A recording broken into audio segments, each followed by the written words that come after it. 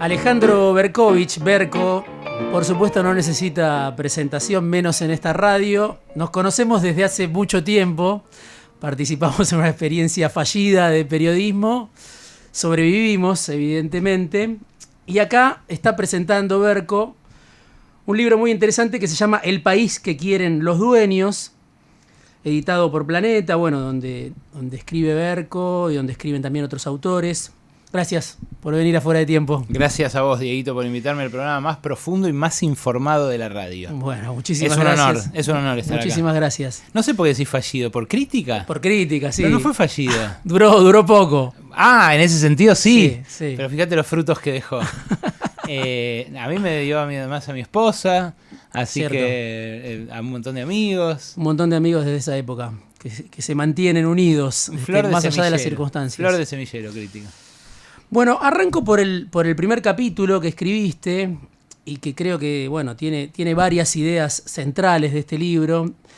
La gran renuncia. Ahí aparecen tus diálogos con empresarios, con algunos de los empresarios más importantes de la Argentina, en todos tus años de laburo, algunos más recientes, otros no tanto, pero que todos hablan un poco de quiénes son los dueños en la Argentina, ilustran.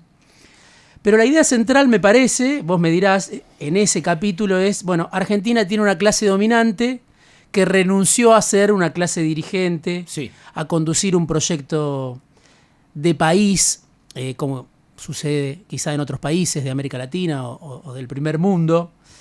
¿Por qué no existe entre los dueños argentinos esa ambición de trascender? ¿Por qué pensás, después de haber laburado para este libro y después de todos estos años de laburo? Bueno, creo que hay algo así como un hartazgo, como una renuncia. Los empresarios quisieran que Argentina fuera un país que nunca va a ser. Me refiero a los grandes empresarios, sí, a los grandes capitalistas, a los dueños de las 50 mayores fortunas del país. Quisieran que Argentina fuera más sumisa, más eficiente y sobre todo más austera. Y esa exigencia no se la plantean para ellos mismos, se la plantean para el resto de la sociedad. Y digo que hay como una especie de renuncia porque de algún modo su apuesta por Milei representa algo así como una resignación a que eso ya no va a pasar. Uh-huh. Como si hubieran intentado con Macri, sí, algo que no funcionó y que dicen, bueno, ahora ni siquiera vale la pena intentar. Entonces nos vamos a enfocar en los aspectos de esta nueva experiencia que nos pueden resultar provechosos en términos de disciplinar al resto de la sociedad, disciplinar al trabajo concretamente, sí, y mantendremos a resguardo de esa sociedad que consideran, creo yo, demasiado contenciosa, demasiado bulliciosa, prepotente, hasta, diría yo, exigente, la mantenemos lejos de nuestros patrimonios. Nuestros patrimonios ya están en otro lado, a salvo, sí, en el exterior, sí, en guaridas fiscales, en empresas offshore que a su vez son parte de una trama que les permite a ellos manejarse como si fueran extranjeros. Entonces, pienso que ese carácter de clase dirigente lo podrían ganar si estuvieran dispuestos a un sacrificio o a una entrega a un objetivo mayor, que a ellos también les podría redundar en beneficios personales inmediatos, materiales, o sea, posicionarlos distintos frente a otros capitales de la región o incluso ante la compra hostil de multinacionales, pero que no están dispuestos a hacer, no están dispuestos a ceder en eso. Y eso aparece combinado con un balance muy negativo del crecimiento del Estado en los últimos años, que Milei de algún modo vino a revertir muy rápidamente. Sí. Bueno, ahí hay varias cosas, ¿no? Pensaba mientras te escuchaba en esta idea de una sociedad conflictiva, ¿no? Y hace muy poco trascendió, bueno, lo dijo el propio Milei, que de Pablo, Juan Carlos de Pablo, le estaba haciendo leer ese texto, ese paper de Surruil, de la década del 70, en el cual se habla de cómo conducir a una sociedad conflictiva, ¿no? Milei, esta no es una sociedad conflictiva, esta es una sociedad de hijos de puta, dijo Milei. ¿Por qué pensás que alguien como De Pablo, que, bueno, una especie de vaca sagrada del liberalismo argentino, que viene pidiendo por que estas ideas lleguen al poder desde el tiempo de la dictadura hasta hoy, trata de educarlo a Milei en ese sentido, tratando de hacerle entender algunas cosas? Incluso me dicen que en las trastiendas después de la ópera los domingos, cuando otros lo ceban a Milei, De Pablo está tratando de calmarlo, pero de enseñarle que es una sociedad conflictiva, si bien no tuvo tanto problema Milei para llevarla adelante. Hay mucha gente que está peleando, pero está avanzando bastante con su plan. ¿Cómo ves ese diálogo entre De Pablo y Milei, que uno podría decir entre el establishment tradicional y un marginal que por una carambola de la historia llegó a la presidencia? Creo que es más expresión de lo que siguen pensando los dueños a esta altura, 2 años después. Ese intento de educación, de entorno, de guía, que el enojo que vierten algunos, por ahí en off the record con algunos periodistas, o en alguna muy contada reunión de cámaras empresariales, en algún muy contado comunicado en donde algunas cámaras empiezan a decir que no están de acuerdo con determinadas cosas, con el cierre del INTI, con el del INTA, con el pisoteo a otros poderes, como cuando exige que un juez meta preso a alguien, el presidente. Me parece que ese intento es el intento de convertir a Milei en un instrumento más duradero, que no sea solo para este reseteo. Pero ya, si fue útil para este reseteo, ya les garpó a los dueños. Es algo que yo sigo viendo en las conversaciones mías con ellos, incluso en las que ahora empiezo a tener con los que ya leyeron el libro, que en algunos casos me putean, pero que en otros casos no, que en otros casos me dicen, me quedó sabor a poco, me dijo uno el jueves pasado, pero que en todos los casos saben que este libro no tuvo una finalidad extorsiva, cosa que otros libros sobre el establishment han tenido en el pasado. Y creo yo por eso también estos tipos hablan con alguien públicamente de izquierda como yo, que con quien no comulgan en un montón de aspectos, pero a quien saben que pueden hablarle con franqueza, y que yo lo que busco es transmitir lo que ellos piensan, o escrutar un poco su actividad, a veces en cosas que ellos no quieren que se sepan, pero siempre respetuosamente y sin prejuicios. Yo lo que trato de hacer es de aproximarme al capital en tanto fenómeno social, ¿viste? Esa es la diferencia, ¿no? Que están los testimonios y está la visión. La diferencia en el trabajo de un periodista y un académico o alguien que firma una columna de opinión, que trata de ir a buscar esos testimonios, esa visión y volcarla también en el análisis, ¿no? Igual tiene una pretensión académica, académica, no sé, es un libro si querés más de sociología que de economía. Sí, propone un debate el libro, sin duda. Claro, tiene la intención de que la sociedad ponga más el foco en la élite económica, porque es un debate que la democracia se debe hace 40 y pico de años, ¿no? Nadie, el otro día estaba pensando en la genealogía de los tipos con los que hablo yo, y salieron a la democracia en aquel momento cuando sale, bueno, por ejemplo, los dueños de la Argentina de Majul, y se manejaban todavía con lógicas de la dictadura, los empresarios en los 80. Tenían jefe de seguridad que eran jefe de patota de grupo de tareas, tenían como ciertos reflejos todavía de otra época, ¿no? Bueno, en algunos casos los hijos de esos dueños ahora empiezan a revisar algunas de esas actitudes, pero que la sociedad conozca más sobre ellos es, si querés, mi misión en la profesión. Varias cosas, ahora voy a volver, pero quiero ir al capítulo 3 del libro, Argentina Tecno, de Cecilia Ricap.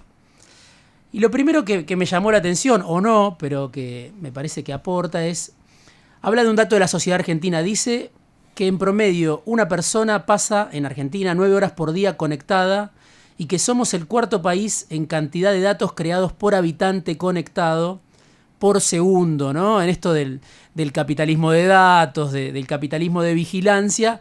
Bueno, Argentina se destaca como una mina de oro para este tipo de plataformas. ¿Qué implicancias tiene este primer dato que ella menciona, de que seamos una sociedad que vive ofreciéndole la materia prima para sus ganancias a estas plataformas? Es un dato que marida y espeja mucho con el dato de la prevalencia de las criptomonedas en Argentina. Viste que Argentina es el tercer país donde más escanearon el iris del ojo para WorldCoin del mundo. Fue el país al que vinieron los cripto bros de Hayden Davis, porque sabían que hay billeteras cripto, gente que trabaja codeando para plataformas cripto, que hay un montón de gente invirtiendo en eso. De hecho, en los documentos internos que hay de estas comunidades suele aparecer mucho la idea de que Argentina es un hub a donde estar. Pero lo que plantea Ceci de interesante, Ceci Recap es una de las máximas investigadoras de las plataformas y los algoritmos en términos de economía política, de a quién se queda con los frutos de lo que generan, de lo que genera la inteligencia artificial también. Trabaja en Londres, vive allá. Sí, estudió conmigo en económicas acá en la UBA, después se doctoró, ahora es profe en la Universidad de Londres, labura con Mariana Mazzucato, una eminencia. Y lo que muestra en su capítulo es que ese carácter tan atractivo para las plataformas de nuestra población, que además de usar mucho esas plataformas, tienen una cantidad de programadores y de gente dedicada a eso muy superior a la del resto de Latinoamérica, no trae como correlato un desarrollo autónomo de plataformas argentinas o de empresas argentinas que aprovechen esas plataformas. Lo que demuestra Ceci en su artículo es que lo que es bueno para Mercado Libre no es necesariamente bueno para Argentina, y no solo por la cosa que ya a esta altura sabemos todos, de que Mercado Libre recibe exenciones impositivas por $100 millones por año, gracias a la ley de economía del conocimiento, que vos has laburado tanto, tan transversal a la política. No es solo eso, no es solo que agarra profesionales formados por las universidades públicas y después quiere destruir el Estado o pide motosierra.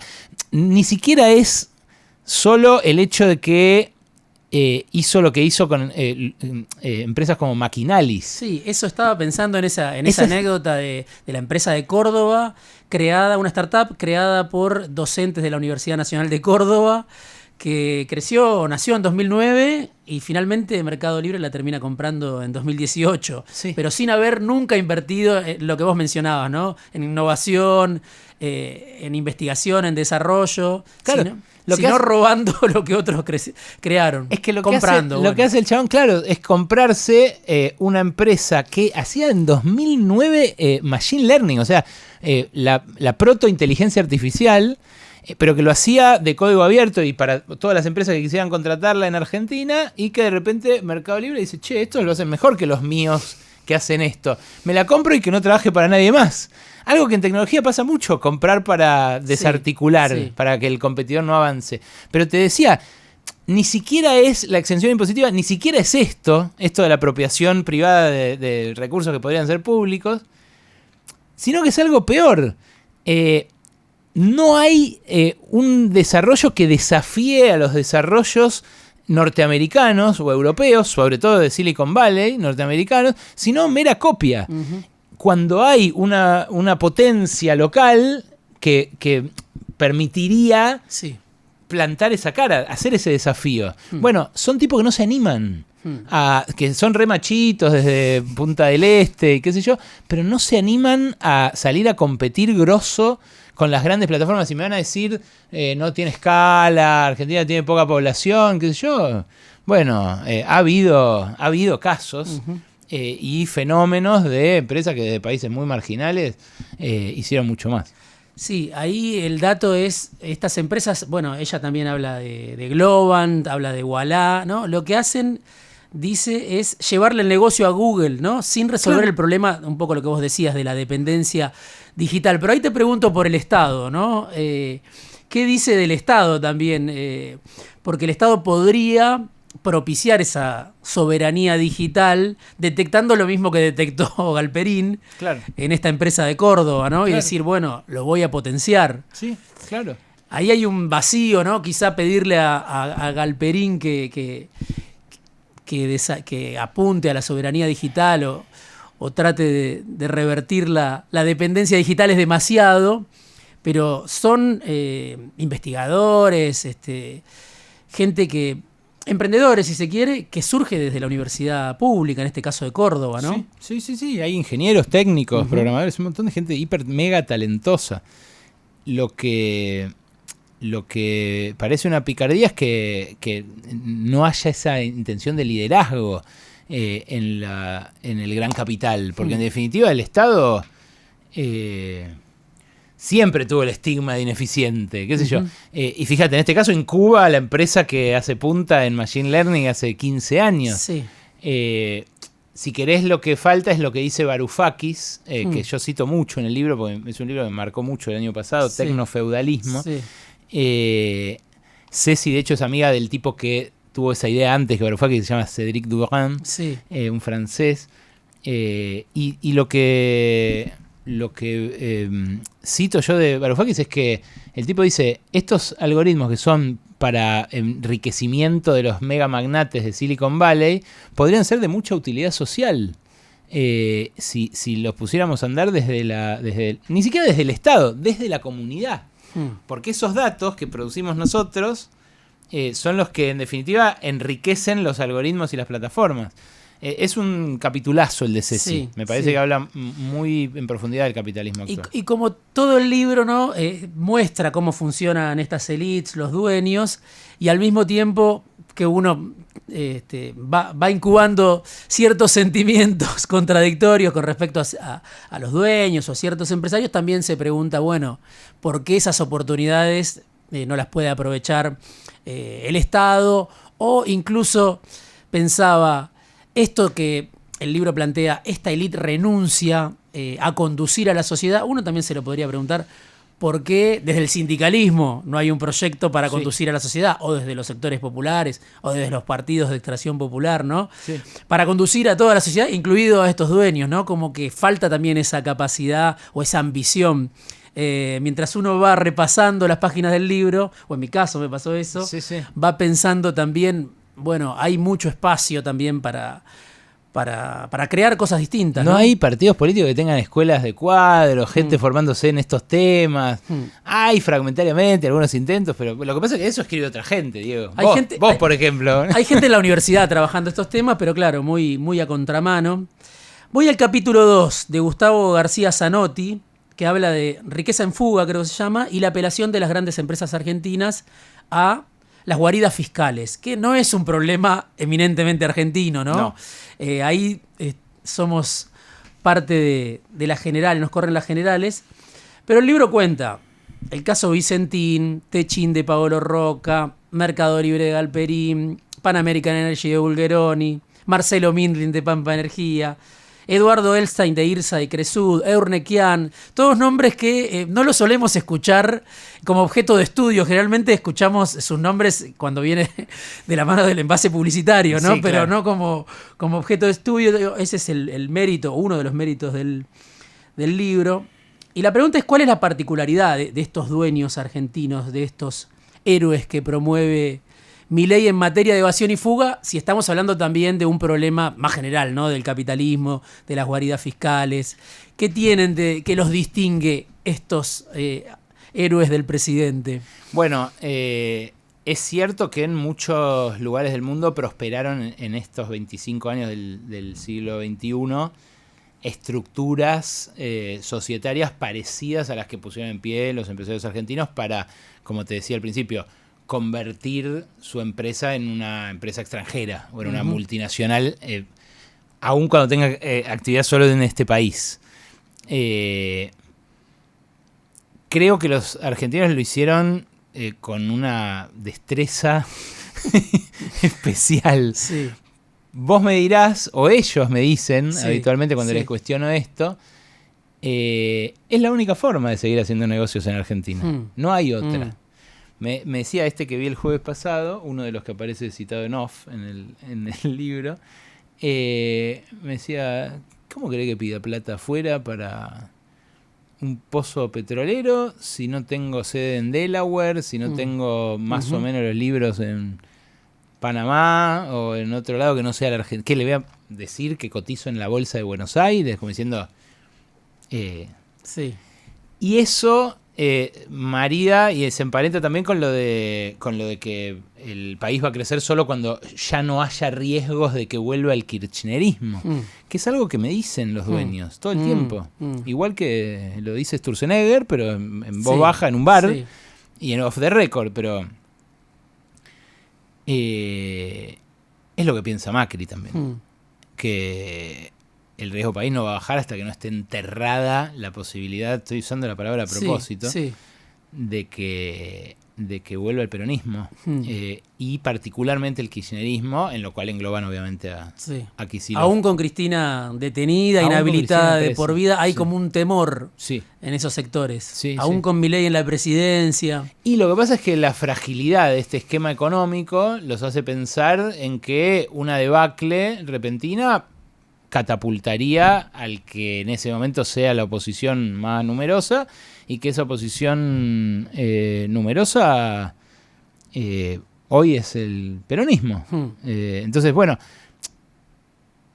lo que creo, volviendo a la cuestión de las guaridas fiscales, lo que creo que pasó en Argentina es que la volatilidad del principio de siglo, después de la salida de la convertibilidad, la crisis mundial de 2008, el desafío que en ese momento le planteó el gran capital agrario cuando quiso subir las retenciones Cristina, y también el tramo final, ese vamos por todo, que incluyó pisar los directorios, que aparezca un enviado de Kicillof en el directorio de los bancos cuando se estatizaron las AFJP, se erradicaron las AFJP. Pero mucho después, porque fíjate que al principio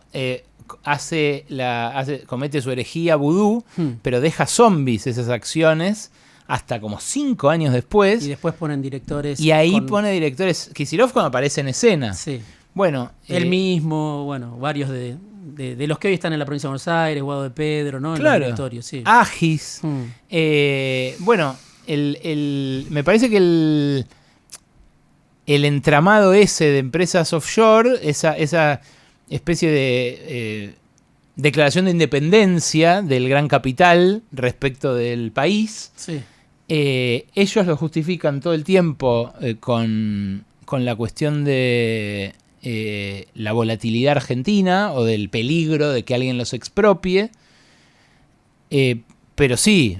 Si comparás con Brasil, por ejemplo, en Brasil el dueño del shopping es un tipo que tiene por ahí un banco y que no tiene una empresa offshore que englobe como un holding a las dos. Acá Elstein tiene la mitad de los shoppings del país y, como muestra Gustavo en sus mamushkas en sus diagramas en el libro. En esas mamushkas lo que muestra es que de Alto Palermo va a Los Altos, de Los Altos va a Irsa, de Irsa va a Irsa Uruguay y de Irsa Uruguay va a Irsa Islas Vírgenes Británicas.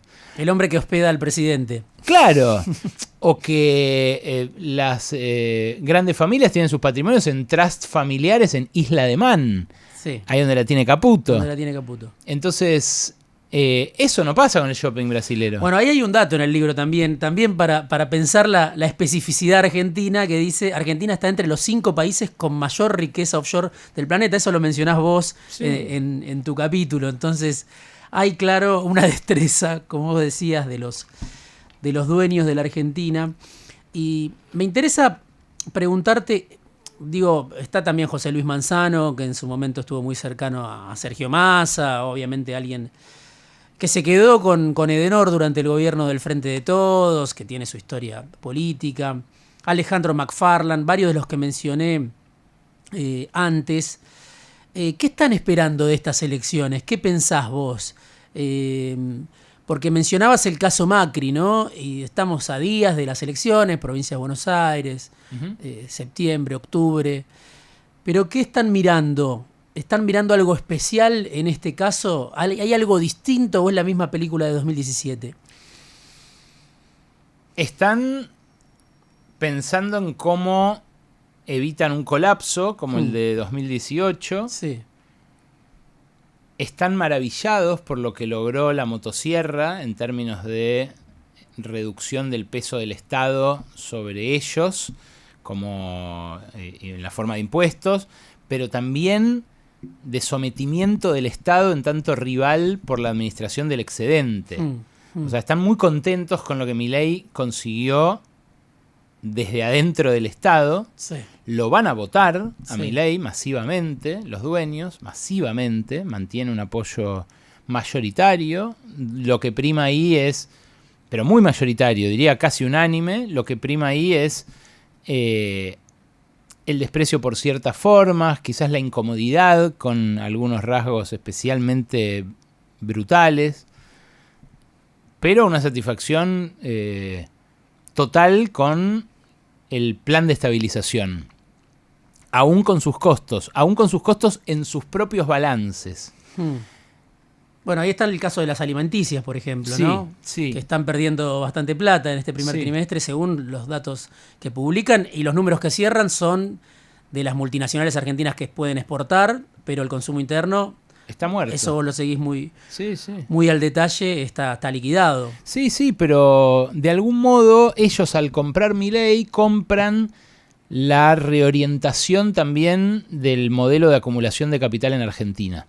Compran que mueran ciertos sectores o se achiquen mucho, incluso a su propio costo, y rápidamente se enfocaron en los 3 núcleos dinámicos que ven para la economía de los próximos 20 años, que son el de siempre, la proteína vegetal, la agroexportación, el hidrocarburo de vaca muerta, que despegó en los últimos 10 años y que puede muchísimo más crecer en los próximos 20, y la minería de la cordillera.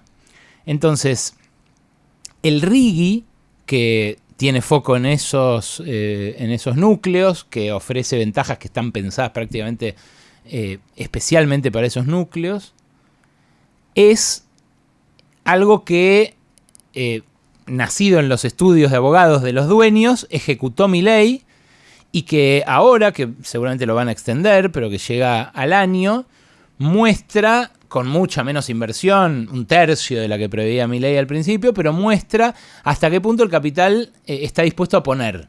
Que no es mucho. Sí. Es una apuesta más política que económica, la del capital por Milei. Sí. No es que desarrollaron una cantidad de inversiones que convirtieron este modelo en una fiesta. No es el menemismo en ese sentido. Es muy distinto. No da garantías Milei, me parece, suficientes, por lo menos hasta ahora. Es que, claro, esa fragilidad que ven, que todos vemos en Milei, es algo que no invita a arriesgar mucho. Sí a apostar por él, porque como digo, entregó mucho hasta ahora para ellos. Sí. Entonces la apuesta se mantiene, no es una apuesta muy generosa, no es una apuesta económica que pueda generar el bienestar de corto plazo que generó en su momento el menemismo, pero en parte es porque esto está pasando después de las consecuencias del menemismo. Ya no hay nada que vender, no hay nada que enajenar, la deuda la llevaron a niveles ya disparatados, niveles absolutamente insostenibles, al punto de que el peronismo, que se hizo bien el boludo desde que volvió la democracia con el asunto de la deuda, está empezando a reconocer que es impagable. Sí. Lo cual no sé si expresa más el teorema de Baglini, ¿no? que bueno, dicen que es impagable la deuda con el fondo, porque igual no van a tener que negociar con el fondo por unos años. O si efectivamente es que cayeron en la cuenta. Sí. El capítulo de Vaca Muerta justamente escribe Lara Bernstein. No sé si llamarlo que es el más optimista. Sí. Pero es un capítulo donde bueno, por un lado se habla muy claramente de la necesidad de una petrolera de bandera, se compara con América Latina, se dice nadie hizo lo que hizo el menemismo, de rifar sus recursos estratégicos como lo hizo con YPF, ni Colombia con Ecopetrol, mucho menos Brasil. Entonces ahí hay un punto de la soberanía sobre los recursos estratégicos, pero a partir de eso, de una YPF de mayoría estatal, el libro Lara plantea precios internacionales acoplados con el mercado local y un tipo de acuerdo, ¿no? Dice, pragmatismo para salir del antagonismo entre el sector privado y llegar al superávit energético, o sea, dejar de que los dólares se vayan por importación de combustibles, que eso le pasó a Kicillof, a Cristina en el último mandato. ¿Hay algo para rescatar de este esquema de vaca muerta, de asociación entre el Estado y esta, no sé si llamarle burguesía petrolera? En su momento estuvo el Plan Gas ya durante el Frente de Todos. ¿Cómo lo ves vos, lo que plantea Lara? ¿Hay algo ahí de decir, esto hay que dejarlo así como está, se pueden corregir algunas cosas, pero está bien, vaca muerta? Es efectivamente el capítulo más optimista, es el que más discutí, y yo sabía además que iba a ser así, por eso la convoqué a Lara, sí, que es una genia. Lara, sí, para minutos sobre su trayectoria, fue funcionaria, fue vocera de la Secretaría de Energía, no sé si la recordás, a Mariana Matranga, sí, una funcionaria que pusieron, sí, cuando el axelismo lo habilitan a desalojar a Debido del manejo, sí, de esos temas, ya Debido, sí, cercado por la denuncia de corrupción, final del último. Cercana a Nicolás Arceo también.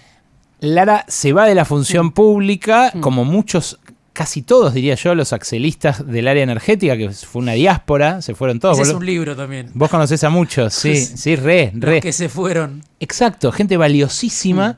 Ella termina laburando con Nico Arceo en una consultora que hoy es la más respetada para el sector energético, que es Economía y Energía, que trabaja para las multinacionales, trabaja para las empresas locales petroleras también, y desde ahí escribe Lara, que es antropóloga de formación, pero que hoy se convirtió en una referente del mundo energético.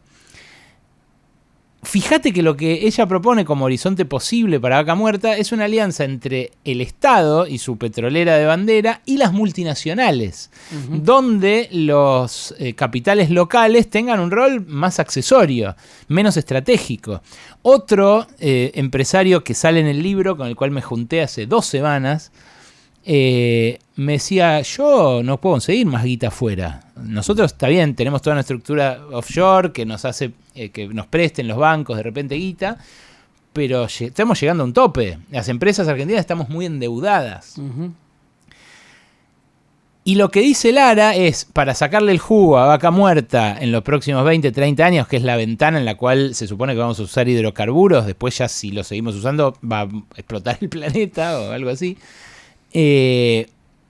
Para llegar a esa escala necesitamos la guita grande de las multis. Necesitamos inversiones de $100.000 millones, $150.000 millones de guita que las locales no van a poner. Bueno, Galucho trajo a Chevron, fue muy discutido en su momento, el pacto YPF-Chevron, hubo protestas, etcétera, pero fue algo que sucedió durante el gobierno de Cristina, ¿no? Y que le dio el puntapié inicial a Vaca Muerta. Entonces ella lo que dice es, se puede hacer eso, pero es tan necesaria una cosa como la otra. Es necesaria la petrolera de bandera para que haya estrategia, porque si no, no habríamos descubierto Vaca Muerta, porque si no, no habríamos hecho el gasoducto, porque si no, no habría lo que hay de infraestructura energética en Argentina, pero también hace falta la guita grande de afuera.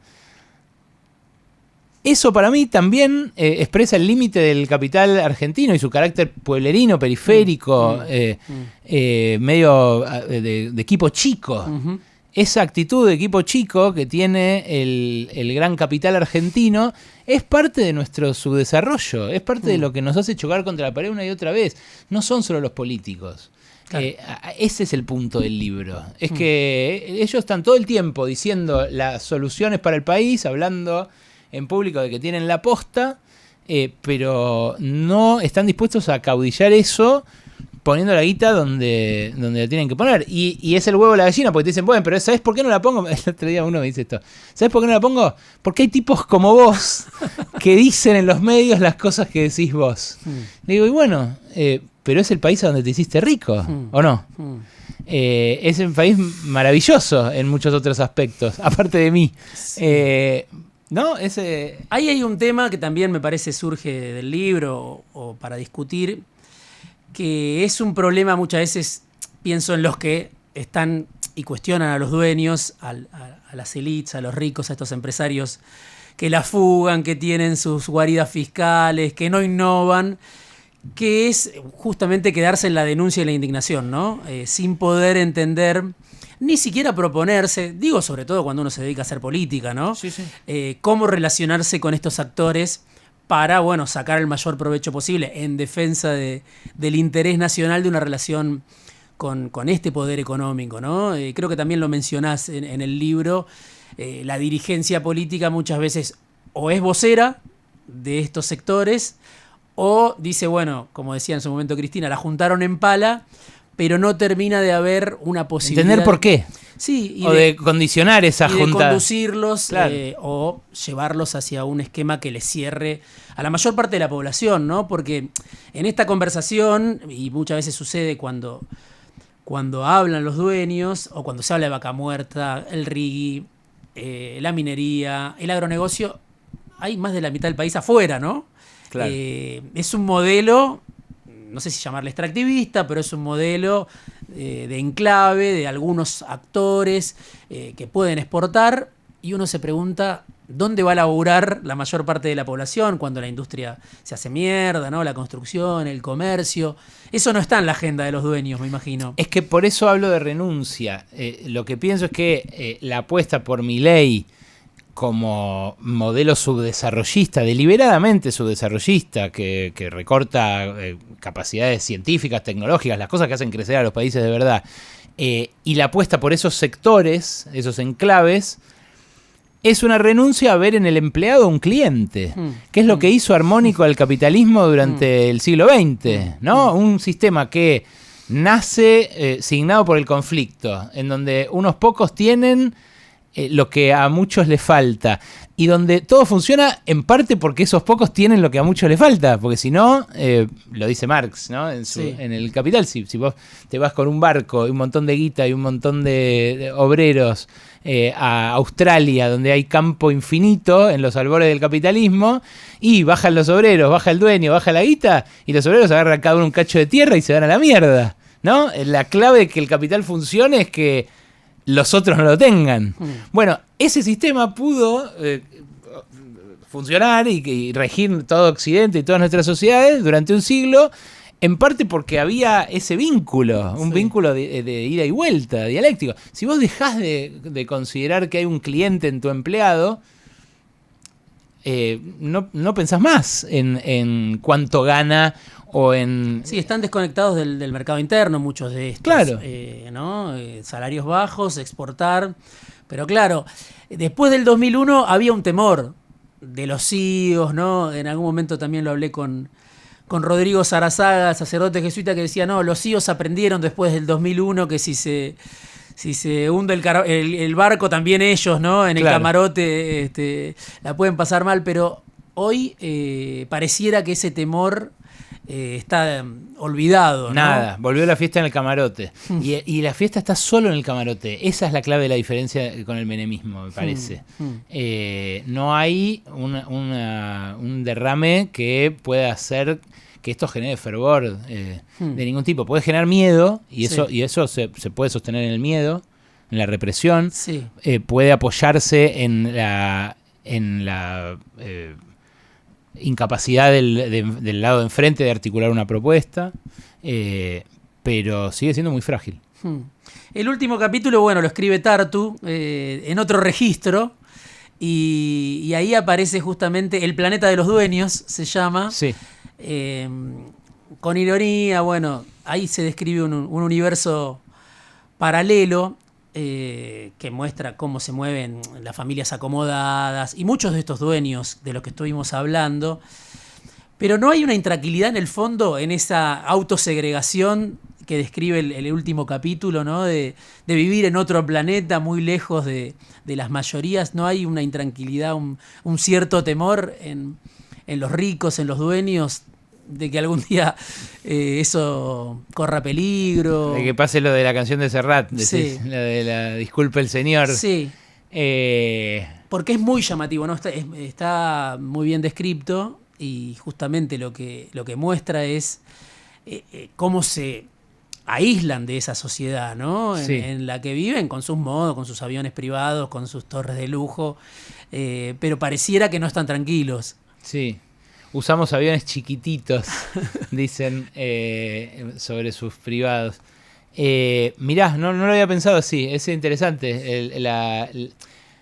A mí lo que me fascina de ese capítulo, además de que funciona como un postre, como una especie de deleite literario e informativo también, porque el chimento... Hay una buena mano literaria, sí. Sí, sí. Pero además el chimento, ¿viste? La cosa de mirar por la cerradura, es eso, ese capítulo. A mí lo que me hizo pensar cuando lo terminé, mira, pero está bueno que a vos te haya generado esa otra lectura. A mí lo que me hizo pensar es, ¿para esto? ¿Para esto, boludo? Sí. Como, ¿en serio? Sí. Como... Me pareció... Eso me decía González Arzac, el topo. Claro, mi editor. El editor del libro. Gran responsable de que esto haya ocurrido, sí. de que este año maravilloso, que de verdad tuve por las 7 ediciones. Te debe haber perseguido bastante para que escribas este libro. Sí, boludo, sí, un montonazo. Pero le agradezco un montón porque además es súper ejecutivo, ¿viste? La verdad que muy bien. Pero bueno, a mí lo que me dejó pensando es eso, ¿para esto, loco? Para tener, no sé, obras de arte. El otro día entré a la casa de uno. El pasillo de la casa era como mi living. El pasillo hacia el living. Y en los costados del pasillo iluminados había cuadros que, no sé, boludo, 5, 10, 15 millones de dólares cada uno. Y claro, es ahí donde se concentra una riqueza que es la que hizo que el argentino fuera sinónimo de rico hace 100 años. En esa Argentina la que quiere volver Milei, la Argentina del principio del siglo XX. Más rico que un argentino, decían en París. La última, ¿este dólar barato cuánto dura? El otro día lo escuchaba Álvarez Agis que decía justamente que un japonés vio a los argentinos en el Mundial de Sudáfrica, los vio ahora otra vez en el Mundial de Clubes y cada vez que los ve el japonés dice a estos argentinos, cada vez que los veo en un Mundial después se va toda la mierda. Sí. ¿Qué va a pasar? ¿Cómo lo ves? Bueno, yo no tengo la bola de cristal para decirte el momento, pero tiendo a coincidir con el japonés. No, me parece que este esquema es insostenible, igual que era insostenible la tablita antes, y que por eso se cayó la tablita y por eso se va a caer este esquema de las bandas, que ya está caído, de hecho, por la intervención que hicieron sobre el mercado de futuros, sobre las tasas, sobre un montón de cosas. Que además engrosan la deuda y hacen todo esto más insostenible todavía. Entonces están pateando para adelante un problema que ya es muy evidente que se les fue de las manos. Pero de vuelta, la corrida no va a sustituir a la lucha de clases. No es que Milei se va a ver arrinconado por una suba del dólar, porque lo van a seguir apoyando, así como apareció la guita del Fondo Monetario cuando se cayó la tablita, puede aparecer otra. El respaldo de los empresarios, de los grandes magnates, te digo, sigue siendo mayoritario. Y los bancos están en una pulseada con el sí, gobierno. pero tampoco van a ser los bancos los que le den el empujón a Milei. Hay un consenso arriba de esas rencillas cotidianas, ¿viste? Es cierto que generó mucho malestar el subidón del apretón monetario, la suba de las tasas, los encajes, pero la apuesta sigue, Diego. Alejandro Berkovich, Berko, bueno, conductor de Pasaron Cosas, también lo ven en La Ley de la Selva, El país que quieren los dueños, editado por Planeta. Gracias, Berko, por venir a Fuera de Tiempo. Un honor, amigos. Gracias a vos.